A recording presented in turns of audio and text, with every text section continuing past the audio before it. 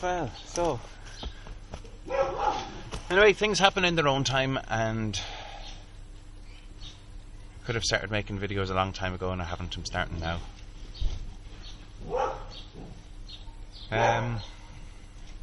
It just makes sense to make videos now at this stage, because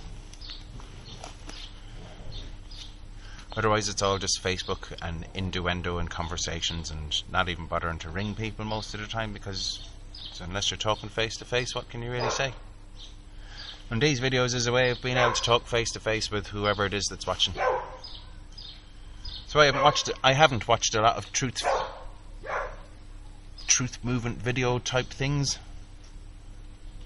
until maybe in the last 4 months. I got one of these smartphones that's got loads of download credit, so I started watching to see what are other people who are giving talks, what are they talking about, what does people that's watching the internet and getting their information from the internet, what do they know about, what can I learn about what everyone else is learning in the zeitgeist, while I've been just keeping my head down and living with my lady and my babies, living on boats.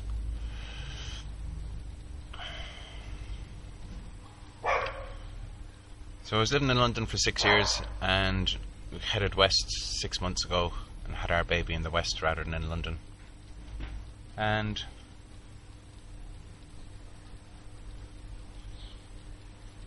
yeah, it's just been hanging out with family, not having that many synchronicities of meeting new people too much. Little bits, but not a lot.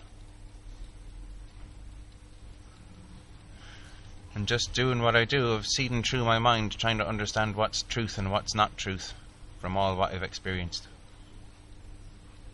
Well, elusive question, a long time. But here's a simple thing that I want to say then. With fracking, a lot of us have heard of fracking 2.5 years ago maybe, and gone out on the internet and looked at what was going on in other countries and went, man, they could never do that here, that's too crazy. That idea is just utterly crazy. So you're going to drill holes into the ground, down a mile, then horizontally, in this seam of shale rock. Then you're going to make many explosions in the rock to break it all up, to release gases and oils. And then you're expecting all these gases and oils to be sucked up through your little hole to your gas well, and for loads of gas not to be seeping out everywhere else through fissures in the ground and coming up in ways where it never used to come up. And poisoning the water and poisoning the air and burning off the flares and flares burning off, and just the land being turned into a mutoid waste company.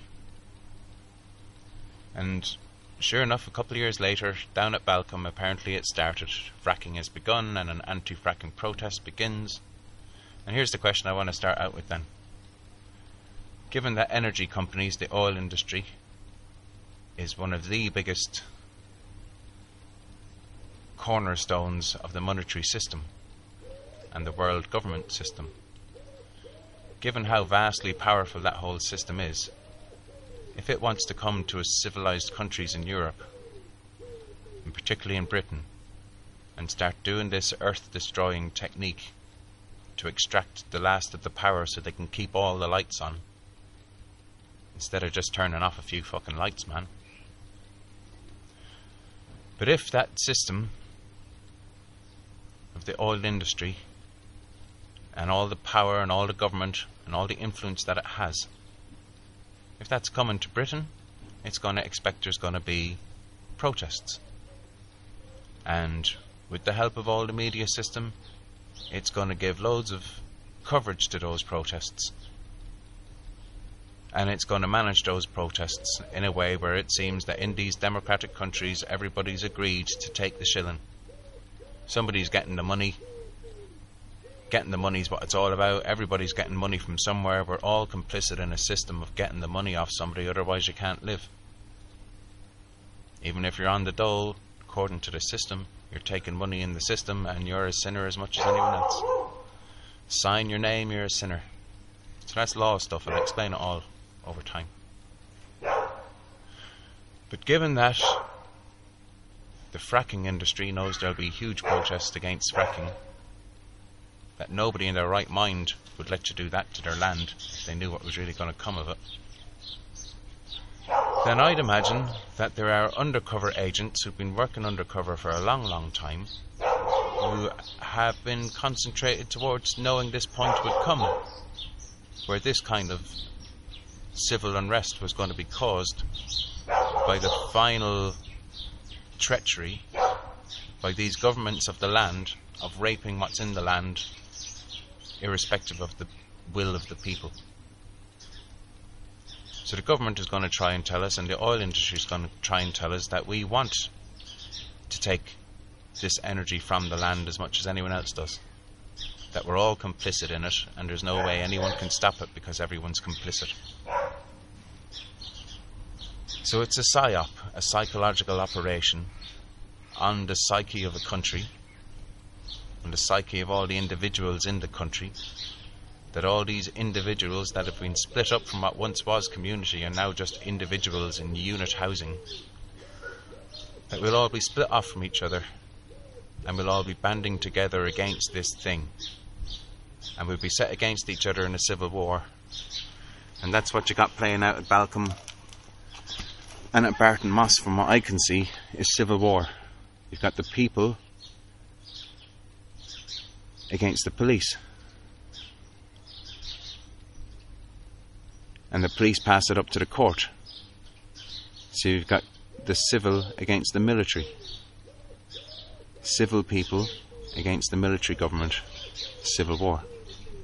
That's what I see going on, and that's what I'm dubious about, and that's why I think there are undercover agents, and lots of them, and that's why I think it's peculiar that it's not being discussed in the alternative media around Barton Moss.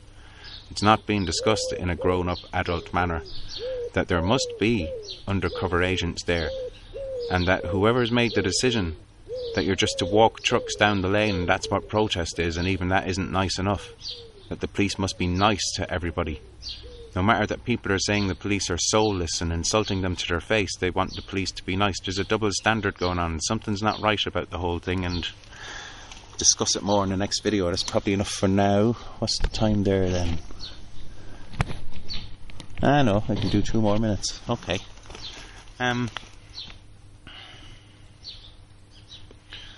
So yeah, without talking about who and without pointing the finger at anyone, the simple idea that I'm saying